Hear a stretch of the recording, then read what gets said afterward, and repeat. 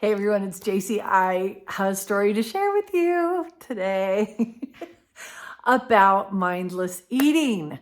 It happened over the last 2 weeks because, well, in my last video, if you haven't seen it, I'll put the link in the description.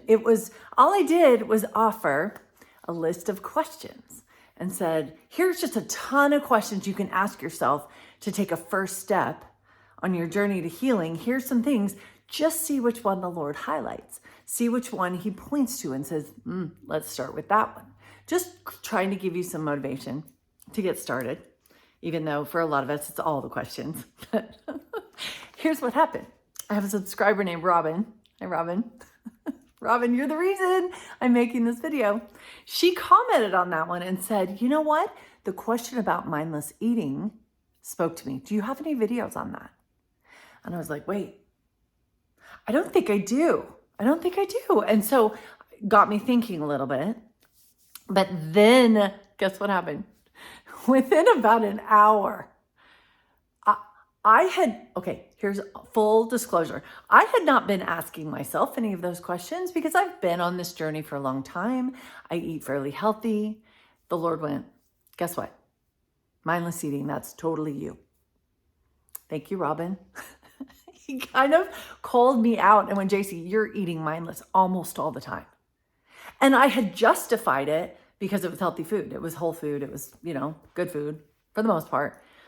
Doing it so mindlessly, like eating while I was reading, watching TV, doing other things, grabbing it, just grab and go, just not entering into the experience of consciously feeding my body, but doing it totally mindlessly. Now, I'll tell you how he called me out in just a minute. But I want to start with a verse that he pointed out this morning. And you guys, I've heard this verse 1,000 times.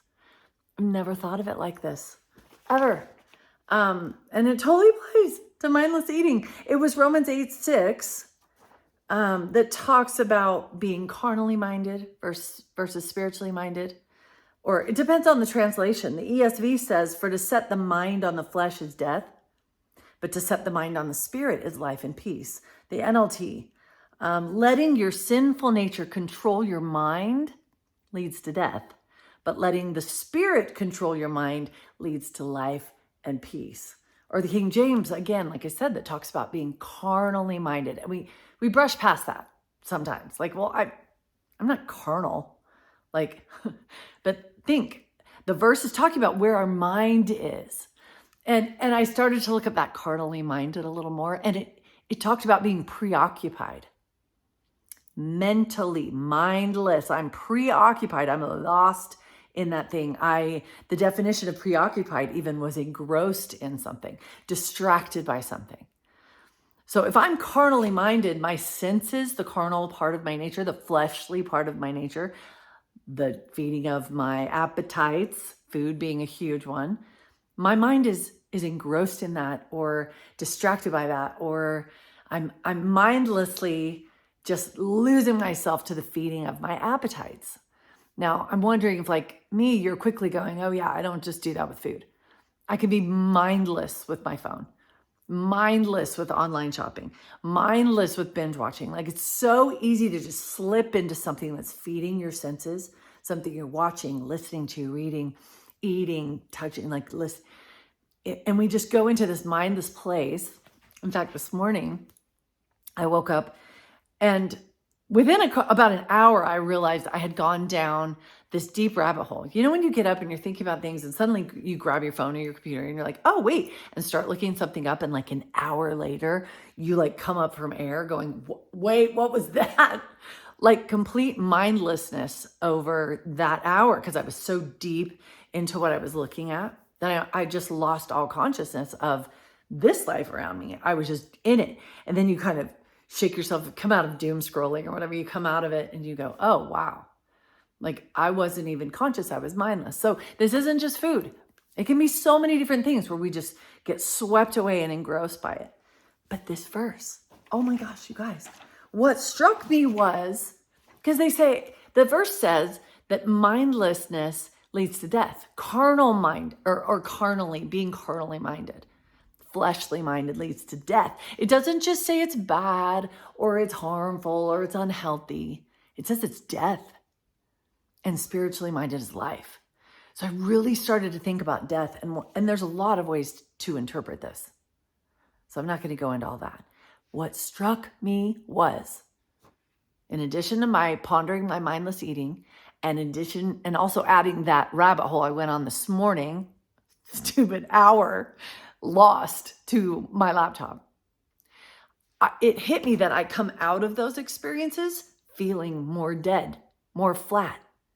I don't come out of mindless binging or mindless doom scrolling or mindless scrolling on Amazon feeling lifted and alive and filled with light.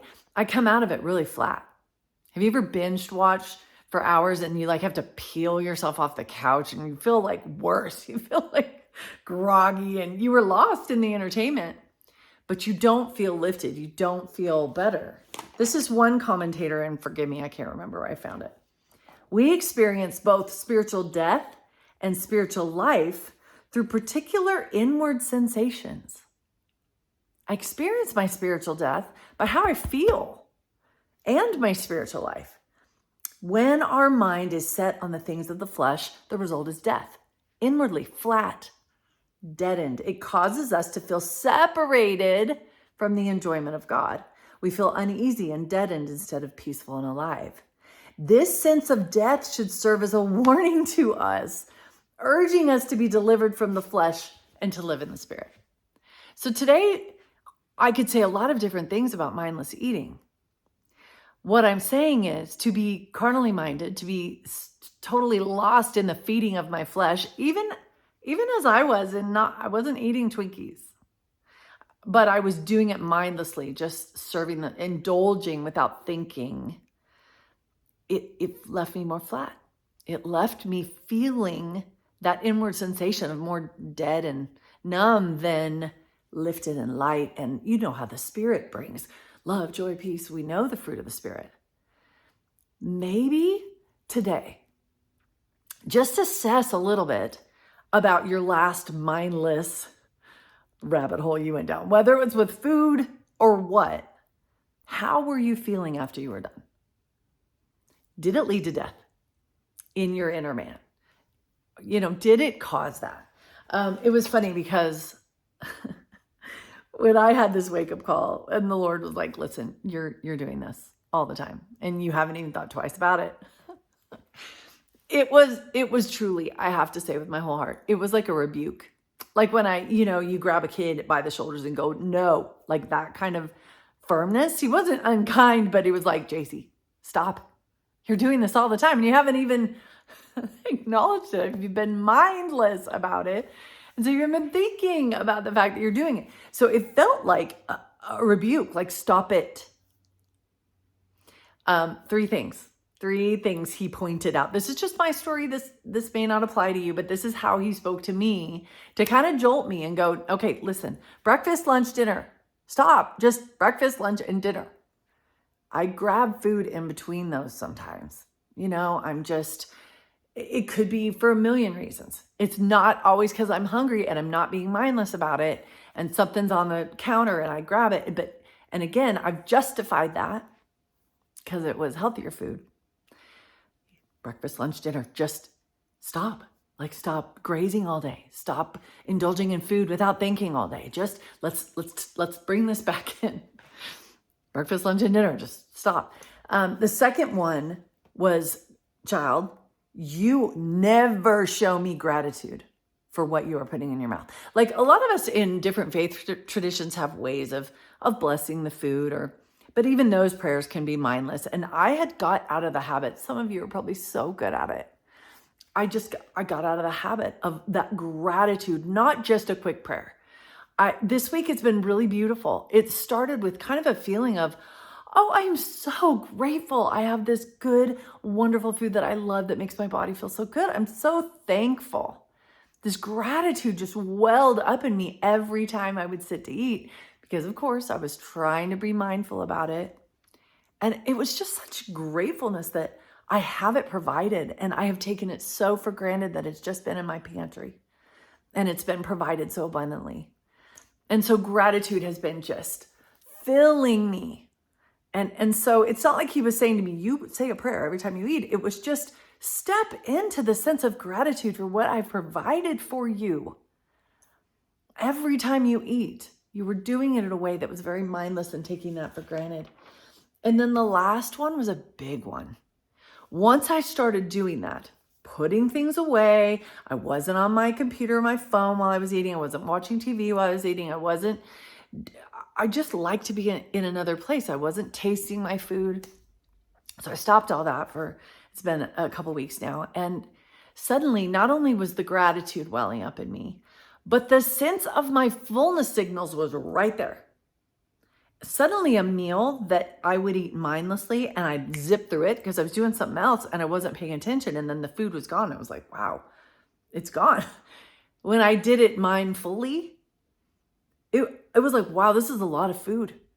And I could feel my body getting full because I was paying attention to it. So the mindfulness really brought to the forefront my fullness signals, much more than when I was doing it mindlessly. So those were my 3 things. The Lord saying, stop, just breakfast, lunch, dinner. Let's not graze all day. Let's just focus on those 3. And then enter into the eating experience. JC, be grateful for this food that is in front of you, for the way that it was provided for you, for my hand that has brought it into your life and provided so abundantly. And then also listen to your body as you feed it. I've created for it to talk to you, but when you're mindless, you're not listening at all. Now, the last thought before I end this little rant about my experience was, over the last 2 weeks, it hasn't been like I've entered into perfection with this.